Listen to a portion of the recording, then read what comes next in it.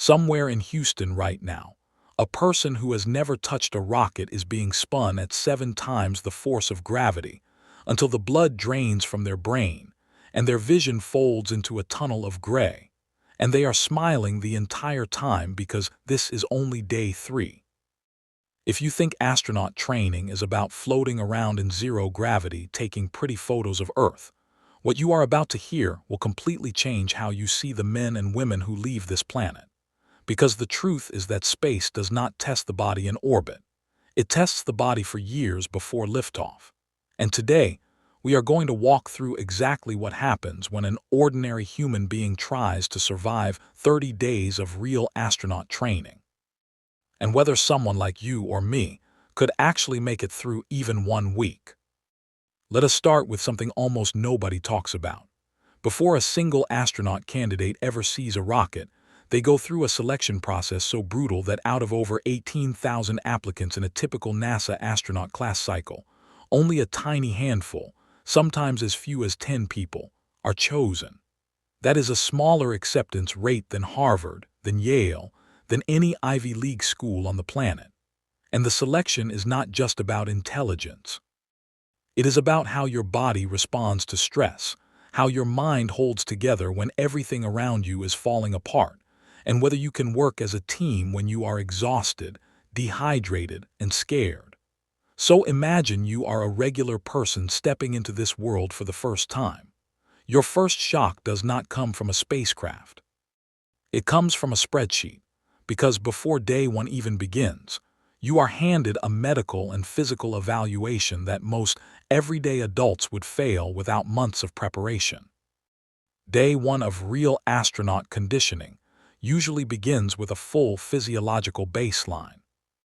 This includes a treadmill stress test where your heart rate and oxygen consumption are pushed to their limits, a resting heart rate and blood pressure screening that has to sit inside strict tolerances, vision tests sharp enough to catch problems invisible in daily life, and a bone density scan, because NASA already knows that in space you will lose up to 1 to 2% of your bone mass every single month you are up there. So even before you feel the intensity of training, your own body is being measured against a version of yourself that does not exist yet.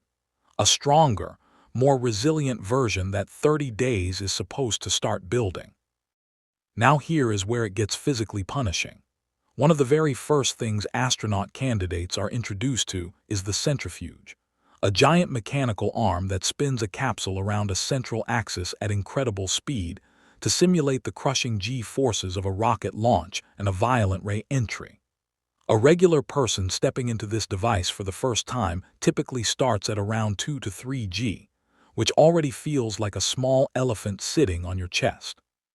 Real astronaut candidates train up towards 6, 7, even 9 G in advanced sessions. At around 4 to 5 G, most untrained people begin to experience something pilots call gray out, where the blood is pulled so forcefully toward your legs and away from your brain that your vision starts to lose color and narrow at the edges. Push past that without proper breathing techniques and muscle tensing, and you black out completely. Astronauts are taught a specific breathing and muscle clenching method, tightening the legs, glutes, and abdomen in short, controlled bursts while breathing in quick, sharp inhales to keep blood in the upper body and brain. For a regular person on day 1, even 3G with no technique training can cause nausea, disorientation, and a pounding headache that lasts for hours. This is not a simulator ride at an amusement park. This is a controlled assault on your circulatory system, and it is only the beginning. By the middle of the first week, training shifts underwater into something called the Neutral Buoyancy Laboratory, a pool so large it could swallow several Olympic swimming pools combined, deep enough to submerge a full-size replica of a space station module. Here, astronaut candidates put on a modified spacesuit weighted precisely so it neither sinks nor floats, simulating the weightlessness of orbit. This sounds almost peaceful until you realize the suit itself weighs over 300 pounds on land, and once submerged, every single movement, closing your hand, turning a bolt, moving your arm 3 inches to the left, requires deliberate, exhausting effort against the resistance of both the suit and the water. A 6-hour spacewalk simulation in this pool is considered normal training, and by the end of it, even elite astronaut candidates are physically and mentally drained, having burned more calories than a full day of intense manual labor. A regular person attempting even 90 minutes in this suit typically experiences intense hand and forearm fatigue, because almost every task in a spacesuit is done through the hands, gripping tools, twisting fasteners, holding onto handrails, and the suit gloves themselves are stiff enough that just making a fist repeatedly can cause your forearms to cramp and your fingernails to bruise from pressure against the fingertips. Then comes something almost nobody expects, which is training for spatial disorientation and motion sickness using a modified aircraft that flies a series of steep parabolic arcs, nicknamed by generations of astronauts as the Vomit Comet. During each arc, for about 20 to 30 seconds, everyone inside experiences true weightlessness, the same floating sensation astronauts feel in orbit. The aircraft climbs steeply, then noses over into a controlled dive that cancels out the pull of gravity, and passengers inside float freely, tumbling gently unless they brace themselves. Then, as the plane pulls back up, gravity returns suddenly, often at 1.5 to 2 times normal weight, slamming everyone back down onto the padded floor. This cycle repeats dozens of times in a single flight. For someone unprepared, the transition between weightlessness and heavy gravity, combined with the disorientation of not knowing which way is up, causes profound nausea. It is estimated that a significant percentage of first-time flyers on these aircraft, sometimes over a third, become physically sick despite anti-nausea medication. Astronaut candidates are expected to push through this, perform basic tasks like assembling small objects or reading instrument panels while floating, and recover quickly enough to try again on the very next arc. Around the second week, the training moves from physical stress to something arguably harder, which is survival training. Long before anyone worries about a rocket malfunction, space agencies have to plan for the possibility that a returning spacecraft could land somewhere unplanned, in open ocean, in dense forest, in freezing terrain, or in remote desert. So astronaut candidates undergo water survival training, where they are strapped into a mock capsule seat, dropped into open water, and must escape a flooding, sinking capsule mock-up while wearing full flight gear, then inflate and climb into a small life raft without capsizing it, all while fighting waves, cold water shock, and the disorientation of being upside down underwater in full gear. This single exercise alone eliminates a huge number of otherwise fit, capable people, because cold water immersion triggers an involuntary gasp reflex that can cause a person to inhale water if they are not mentally prepared for the shock, and panic in that moment can be lethal even for strong swimmers. Following water survival, candidates typically go through wilderness survival training, sometimes in extreme cold environments. Historically, astronaut candidates have trained in freezing forest terrain for several days with minimal supplies, learning to build shelter from parachute material and tree branches, start fire without matches, ration food and water, and signal for rescue using mirrors, flares, or radio equipment. Sleep deprivation during these exercises is intentional.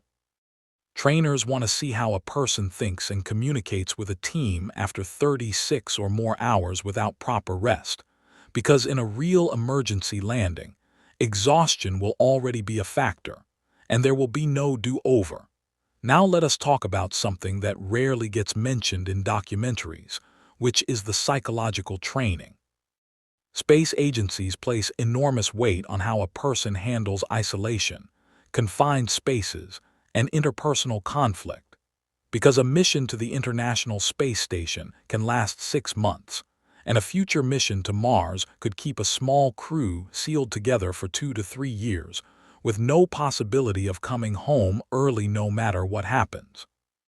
To prepare for this, candidates undergo isolation exercises, sometimes locked in small underground habitats for a week or more with a handful of other people, simulating the psychological pressure of confinement, limited privacy, and constant proximity to the same few faces. Researchers monitor stress hormones, sleep quality, and group dynamics closely, because history has shown that even highly trained, disciplined people can develop real friction, frustration, and even mild depression when isolated for extended periods.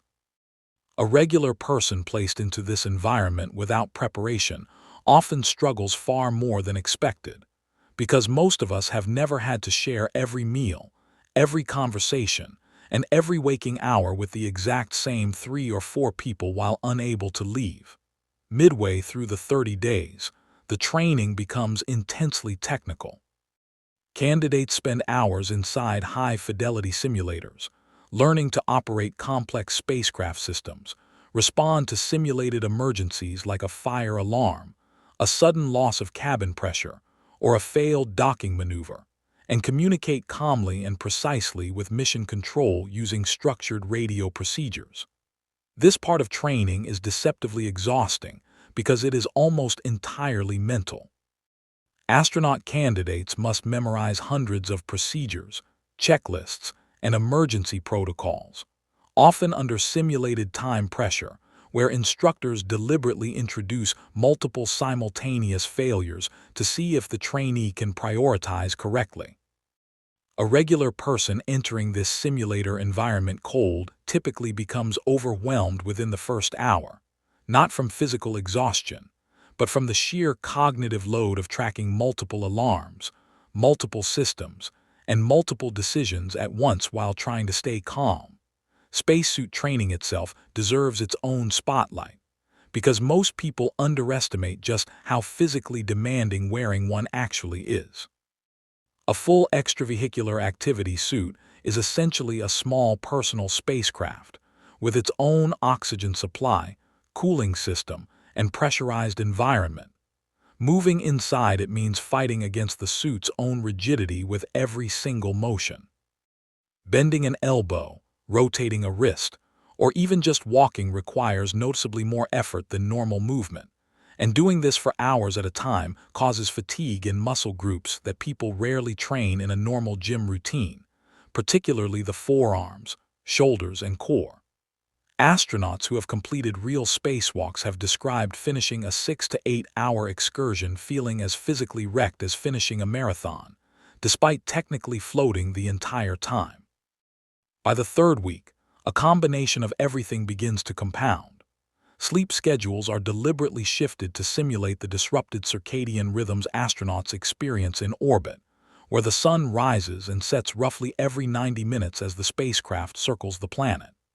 Candidates often report headaches, irritability, and slower reaction times during this period, mirroring what real astronauts experience during their first several days adjusting to life in space. Nutrition is also tightly controlled and sometimes intentionally restricted in calories or variety, simulating the limited, freeze-dried, vacuum-sealed meals available on long missions. And many first-time trainees report cravings, mild nausea from unfamiliar food textures, and a surprising emotional toll from something as simple as missing fresh fruit or a home-cooked meal. Toward the final stretch of the 30 days, everything is combined into full mission simulations.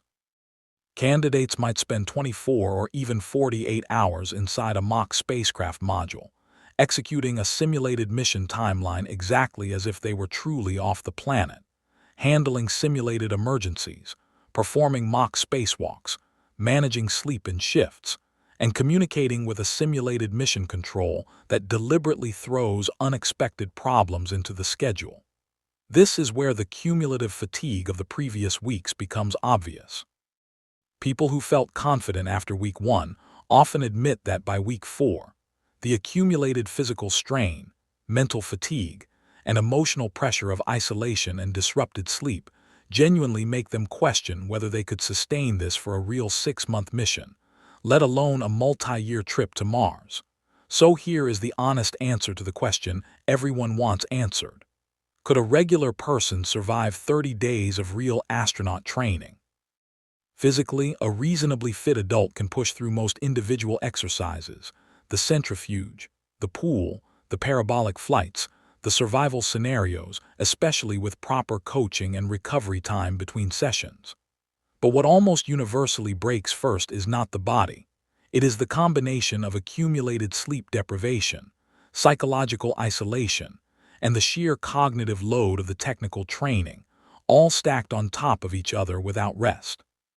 Real astronaut candidates spend not 30 days, but often 1 to 2 full years in training before their first flight, precisely because the human body and mind need time to adapt, not just endure. 30 days compressed into a documentary-style challenge is survivable for most healthy people, but it would leave almost everyone humbled, sore, mentally drained, and with a profound new respect for what it actually takes to leave this planet and come home safely. And that, more than anything, is the real lesson hiding inside this question. We watch astronauts glide gracefully through a space station in videos and assume that grace came naturally. It did not. It came from years of centrifuges spinning bodies to the edge of blackout, pools that punish every finger movement, freezing survival tests that strip away comfort, and isolation chambers designed to fracture the mind so trainers can learn how to rebuild it stronger. The next time you see a photograph of an astronaut smiling through a spacecraft window with the entire Earth glowing behind them, remember that the calm on their face was earned through some of the most demanding physical and psychological training that exists anywhere on this planet. And that is what makes the achievement of spaceflight one of the most extraordinary things a human being can ever do.